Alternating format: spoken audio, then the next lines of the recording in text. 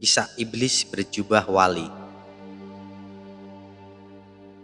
Ada kalanya dalam hidup ini batas antara kewalian dan iblisme itu menjadi begitu samar dan rabun. Batas yang seharusnya jelas itu bahkan tampak seperti kabut di pagi hari. Sejuk terasa di kulit, tapi menghalangi kejernihan pandangan mata. Bukankah jauh lebih berbahaya bila kita menempuh suatu perjalanan dengan mata yang terhalang, ketimbang kita terlena dengan sejuknya perjalanan? Jauh lebih selamat bila kita dapat melihat jalur apa yang sedang kita lalui.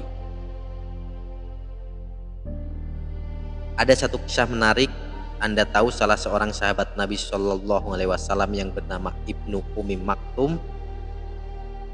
Nama beliau adalah Abdullah, dan beliau seorang sahabat yang tunanetra. Namun demikian, beliau terkenal sebagai seorang yang gigih keimanan dan keislamannya serta lurus jalan hidupnya. Oleh karena itu, setiap Nabi Muhammad SAW memimpin ghazwah, beliau meminta Ibnu Umi Maktum menjadi wali kota di Madinah, menggantikan tugas-tugas kenegaraan beliau. Sebagai seorang tunanetra, tentu sahabat Ibnu Umi Maktum ini memiliki ketergantungan kepada bantuan orang lain dalam banyak hal, termasuk sholat jamaah di masjid.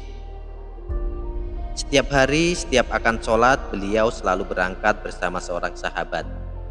Hal itu berlangsung lama, sampai Allah menakdirkan sahabat yang selalu menemani beliau ke masjid meninggal.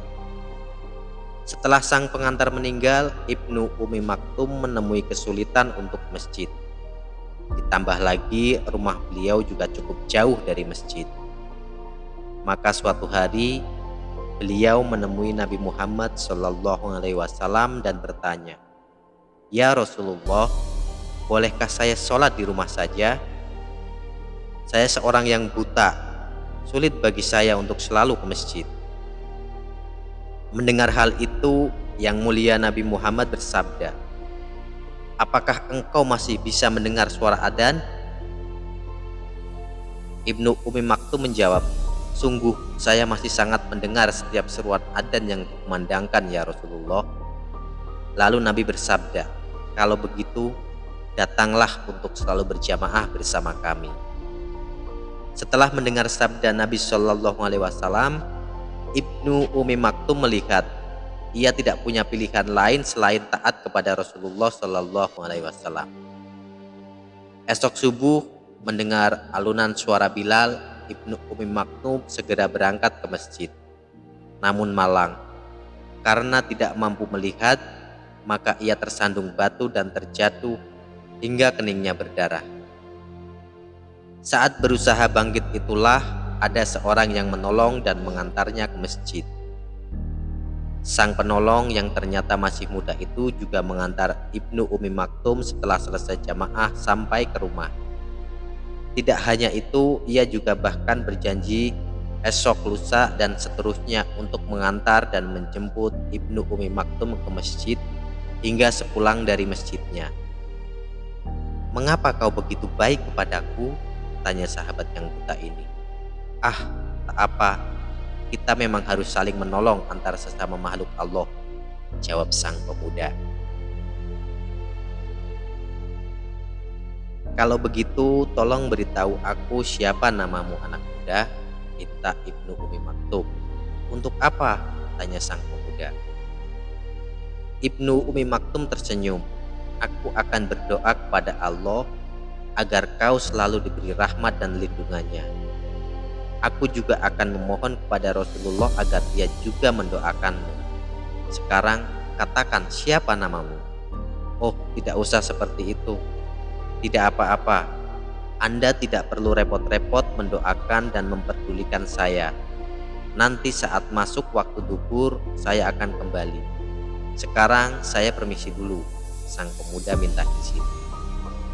"Anak muda, kalau kau bersikeras tidak memberitahu namamu, aku bersumpah demi Allah, aku juga tak mau dan tak butuh bantuanmu," ancam Ibnu Umi Maktum.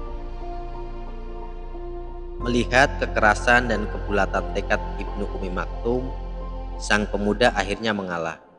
Baiklah, perkenalkan, akulah yang disebut iblis. Ibnu Umi Maktum kaget. Jangan main-main kamu terhadap orang tua. Aku tidak main-main atau berdusta. Aku adalah iblis. Aku yang telah mengeluarkan Adam dan Hawa dari surga. Ibnu Umi Maktum terdiam sesaat lalu bertanya, kalau kau memang iblis, seharusnya kau menghalangiku untuk beribadah ke masjid. Kenapa malah menolong dan mempermudah ibadahku? Wahai Abdullah, sesungguhnya saat kau terjatuh tadi, Allah Subhanahu wa Ta'ala berfirman, hambaku terjatuh untuk menujuku, darahnya mengalir untuk menemui ridhoku. Maka saksikanlah wahai para malaikat, setiap ia terjatuh, hapuslah setengah dari dosa-dosanya dan naikkan derajatnya. Dengan sekali jatuh, Allah mengampuni setengah dosamu. Aku menolongmu, sebab aku khawatir bila kau jatuh untuk kedua kali, maka dosa-dosamu akan diampuni semuanya. Aku tidak bisa membiarkan itu. Biarkanlah aku membantumu dengan harapan. Setengah dari dosamu sudah cukup untuk menyeretmu menjadi golonganku. Apa yang dapat kita petik? Ada kalanya terkadang iblis itu menghiasi perbuatan buruk seolah-olah ia adalah suatu kebaikan. Ada kalanya iblis menjadikan perkara yang sunnah mengalahkan perkara yang wajib. Ada kalanya iblis membuat seseorang rajin beribadah, rajin beramal sambil menyelipkan sifat ria dalam hatinya, sehingga ia merasa sesoleh wali, padahal amalnya hanya akan jadi debu di hadapan Allah Subhanahu wa Ta'ala.